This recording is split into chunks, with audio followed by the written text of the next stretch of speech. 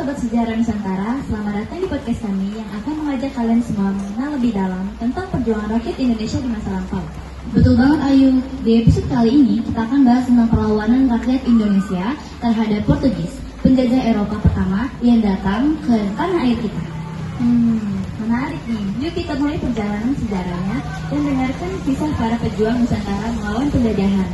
Podcast kami mulai, izinkan kami memperkenalkan diri. Perkenalkan, nama saya Aidiah Traktariani. Nama saya Kenza Morli Sarul Effendi. Nama saya Muhammad Hafiz Irsyad. Nama saya Saikan Andika. Nama saya Muhammad Janur Firdaus. Nama saya Putra Bilabara. Saya Femas Kurniawan. Dan saya Rafa Aditya Nugraha.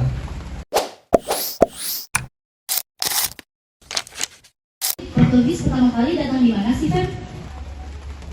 Baiklah, jadi Portugis datang pertama kali ke Nusantara pada abad ke-16, tepatnya pada tahun 1511. Setelah berhasil merebut Malaka dari Kesultanan Malaka. Tujuannya apa sih, Bang?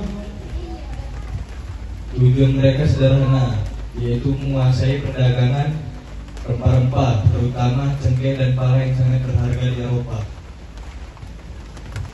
Jadi, dari Malaka, Portugis lalu memperluas pengaruhnya ke berbagai wilayah seperti Aceh, Maluku, dan Nusa Tenggara Timur.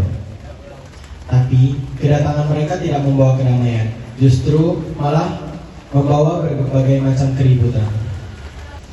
Adapun perlawanan di Maluku, ketika di Maluku, Portugis berusaha memonopoli perdagangan rempah-rempah. Awalnya mereka hanya bekerja sama dengan kerajaan Ternate, namun lama-kelamaan mereka ikut campur urusan kerajaan.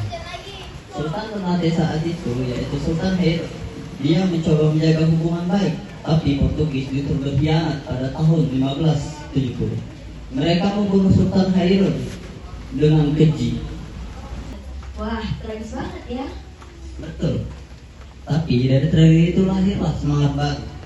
Putra Sultan Hair yaitu Sultan Babullah bersumpah untuk membalaskan kematian ayahnya dan mengusir Portugis dari Ternate. Keren banget, Ternate benar-benar membuktikan kalau keberanian dan persatuan bisa mengalahkan kekuasaan asing. Selain di Maluku, terjadi di mana lagi sih, Cai? Selain di Maluku, perlawanan terhadap Portugis juga terjadi di Aceh. Pada saat itu, rakyat Aceh berjuang melawan dominasi Portugis yang menguasai jalur perdagangan di Selat Malaka.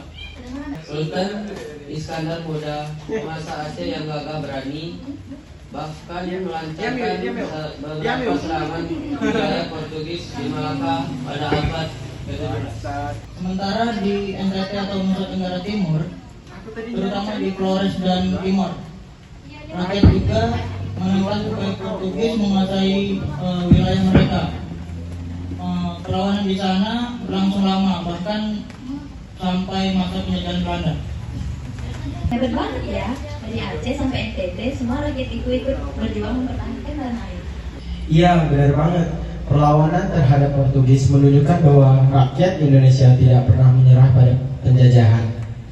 Meski perjuangan mereka masih bersifat lokal, semangatnya menjadi fondasi lainnya kesadaran nasional di masa berikutnya. Tokoh-tokoh seperti Sultan Hairun, Sultan Babullah, dan Sultan Iskandar Muda menjadi teladan tentang keberanian, kejujuran, dan cinta tanah air. Dari mereka, kita belajar bahwa perjuangan bukan soal senjata, tapi tentang keyakinan bahwa kemerdekaan layak diperjuangkan. Nah, sobat sejarah, itulah kisah perlawanan rakyat Indonesia terhadap Portugis, kisah penuh keberanian dan pengorbanan.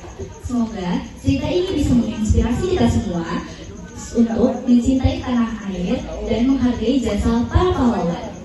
Terima kasih sudah mendengarkan podcast Sejarah Nusantara. Sampai jumpa di episode selanjutnya. Bye-bye. Bye-bye.